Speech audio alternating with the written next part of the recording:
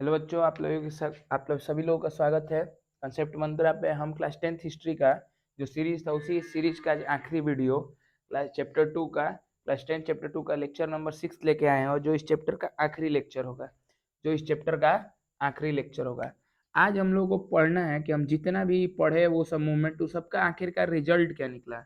हम civil disobedience पढ़े, non cooperation पढ़े, सब पढ़ने के बाद हमें अंततः ये पढ़ना है कि हाँ उसका रिजल्ट क्या निकला हमारे ओवरऑल इस चैप्टर में, हमें फाइनल रिजल्ट क्या प्राप्त हुआ। तो फाइनल रिजल्ट क्या प्राप्त हुआ, बस इसी चीज को पढ़ना है आज के वीडियो से।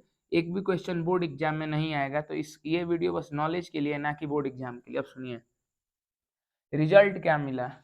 इतने ज्यादा मूवमेंट हुए, जितने ज्यादा मूवमेंट हुए इसका इम्पैक्ट ये हुआ कि अब आंदोलन होने के कारण जो भी मूवमेंट हो रहे थे, लोग अब ये तो समझ गए थे कि मूवमेंट का कारण क्या है। मतलब मैं आपको बताना चाहता हूँ कि ओवरऑल वो ब्रिटिश गवर्नमेंट की पॉलिसी को क्या हो गए थे, समझ गए थे ब्रिटिश गवर्नमेंट की पॉलिसी को कि वो हमारे लिए सही नहीं है। और इससे पहले लोग अपने देश को भूल चुके थे, अपने कंट्री को भूल चुके थे, यहाँ तक कि कंट्री के बारे में वो सोचते भी नहीं थे, यहाँ तक कि वो कंट्री के बारे में सोचते भी नहीं थे।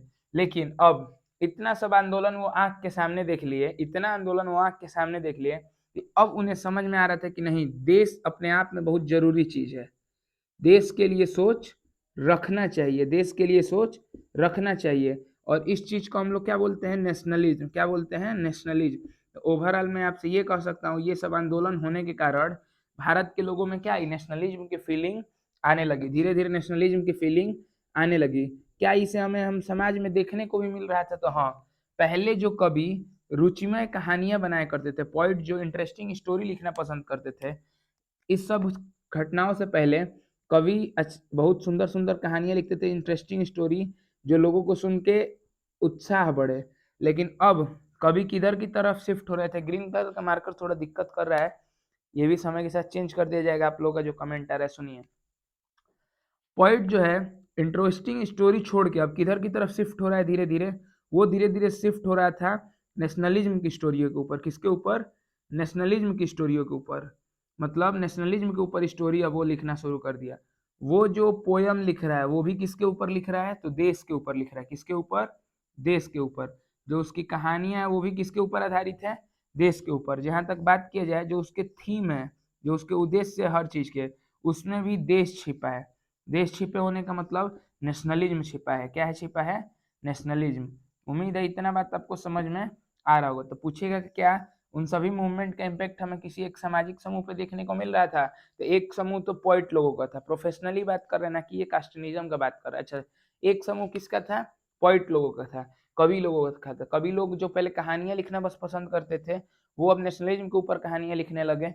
जो वो लोग पहले पोयम लिखते थे तो उसमें देश का कहीं जिक्र नहीं होता था, अब उनके हर पोयम में किसका जिक्र होने लगा, देश का जिक्र होने लगा। और जहां तक उनकी थीम का बात किया जाए, थीम मतलब उनका कहानी किस चीज पे चल रही है, तो उनका कहानी पूर्ण रूप से किस चीज पे चलती थी, देश के ऊपर। पूर्ण रूप से किसके ऊपर चलती थी, देश के ऊपर। ठीक, देश के ऊपर कहानी चलती थी। अच्छा, क्या और किसी पे भी स्टोरी हमें देखने को मिला, तो एक दूसरा समूह था किसका, पेंटरों का। किसका था, पेंटर्स का। सेकेंड जो इम्पैक्ट था वो किसका था, पेंटर्स का। पेंटर्स का क्या इम्पैक्ट था, थोड़ा ध्यान से सुनिए।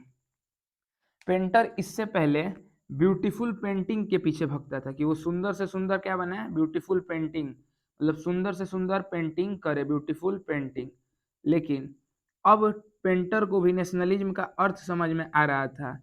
अब पेंटर को भी नेशनलिज्म का अर्थ समझ में आ रहा था। मतलब अब वो देश को ना ही केवल देश की तरह, अब देश को एक इंसान की तरह, एक ह्यूमन की तरह क्या कर रहा था, बिहेव कर रहा था। अब वो अपने फिगर में, अपने पिक्चर में, पेंटर किस चीज के माध्यम से, अपने पिक्चर के माध्यम से, पिक्चर मतलब चित्र के माध्यम से वो कंट्री को क्या दिखाना चाहता है, ह्यूमन दिखाना चाहता है। कंट्री को क्या दिखाना चाहता है, ह्यूमन दिखाना चाहता है।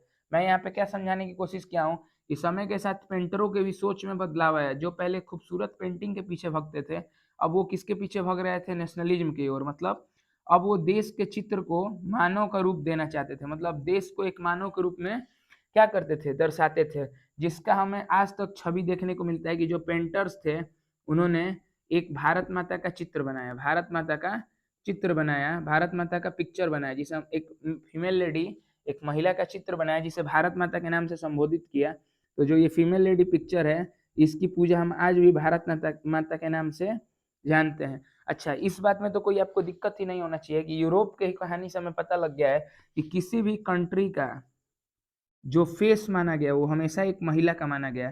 किसी भी देश को जब चेहरा देने की बात आई है तो उसका चेहरा एक महिला को दिया गया है, ना कि किसी पुरुष को। तो हमारे यहाँ के पेंटर ने भी उसी प्रथा को आगे बढ़ाते हुए देश का चेहरा एक महिला को दिया, जिसे हम भारत माता के नाम से जानते हैं। एक बार फिर से थोड़ा स्टोरी सुनिए, आज के ये चल क्या रहा है। आज के यही चल रहा है कि हमें ये सीखना है कि क्या हम इतने सारे आंदोलन देखे, मूवमेंट देखे, इतने ज्यादा विवाद देखे, क्या उसका कोई अंतिम निर्णय निकला? तो यही निकला कि जो लोग थे अब नेशनलिज्म का अर्थ समझने लगे थे कि देश क्या होता है, देश क्यों जरूरी है, देश क्यों इतना ज्यादा जरूरी है। ठीक, तो नेशनलिज्म का अर्थ बहुत ज्यादा जरूरी था। इसका इम्पैक्ट हमें कवियों पे सबसे पहले देखने को मिला। जो कवि लोग थे वो पहले इंटरेस्टिंग स्टोरियां लिखा करते थे, लेकिन अब वो देश के ऊपर स्टोरी लिखना शुरू कर दिया। अब वो देश के ऊपर गाना लिखना शुरू कर दिए, देश के ऊपर थीम बनाने लगे। ठीक, मतलब ओवरऑल वो नेशनलिज्म से जुड़ गए।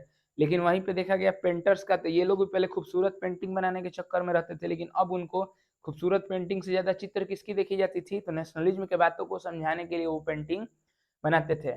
जहां तक बात है कि देश के लोग वो देश को एक मनुष्य की तरह अब ट्रीट करने लगे, एक देश को एक मनुष्य की तरह तुलना करने लगे। तो उन्होंने तुलना के लिए देश को पिक्चर, देश को जो चित्र दिया वो किसका दिया? एक महिला का दिया, जिसे हम आज भी भारत रत्न के नाम से जानते हैं। अब सुनिए, यहीं तक था आज के इस वीडियो में। अब इसके बाद ओवरऑल हम फाइनल कंक्लूजन आपको बता रहे हैं कि अब एक ये आया होगा कि कंक्लूजन क्या निकला चैप्टर का। तो कंक्लूजन में आपको समझाता हूँ। देखिए, जो नेशनलिज्म इन इंडिया की स्टोरी है, जो नेशनलिज्म इन इंडिया की स्टोरी है, वो क्लास 8 से शुरू हुई। कब से शुरू हुई? क्लास 8 में। हम 8 में 1915 से पहले तक पढ़ लिए, 1915 से पहले। क्लास 10th में हम कहाँ तक पढ़ लिए? 1915, मतलब गांधी जी का समय लगभग 30 तक पढ़ ही लिए, ऑलमोस्ट 35 तक मान लीजिए। अब अंतिम 12 साल के हम कहाँ पे पढ़ेंगे? क्लास 12th में। यदि आप 8 से पढ़ेंगे तो 35 से 47 तक के मूवमेंट जो है वो हम कहाँ पढ़ेंगे? 12th में पढ़ेंगे। उम्मीद है इतना बात आपको मेरा समझ में आ रहा होगा। तो जो वो फाइनल डिस्कशन हुआ उसमें इसी बात को समझाया गया कि अभी हम ये पढ़ लिए, ये पढ़ लिए, लेकिन अभी ये पूरा का पूरा बाकी है। इसके बाद जो फाइनल कंक्लूजन निकला था हमारे देश में क्या क्या हुआ था, यही मैंने पिछले स्लाइड पे पढ़ाया था। इसके बाद आया कंक्लूजन कि हम आज़ाद हुए हैं, हमारा संविधान बना, जो भी हुआ। तो उम्मीद है ये वीडियो आपको समझ में आ रही होगी। इस वीडियो से एक भी क्वेश्चन बोर्ड में आज तक नहीं आया है और ना कभी आ सकते हैं। इससे पहले जितने भी वीडियो थे वो सभी इंपॉर्टेंट थे, उससे ठीक ठाक नंबर के क्वेश्चन आते हैं। तो इस तरह हिस्ट्री का चैप्टर 2 कंप्लीटली फिनिश हो गया। उम्मीद है ये चैप्टर आपको अच्छा लगा होगा। आपको जो भी चैप्टर अब नेक्स्ट स्टार्ट करवाना है एसएसटी में आप मैसेज कर सकते हैं, कमेंट कर सकते हैं।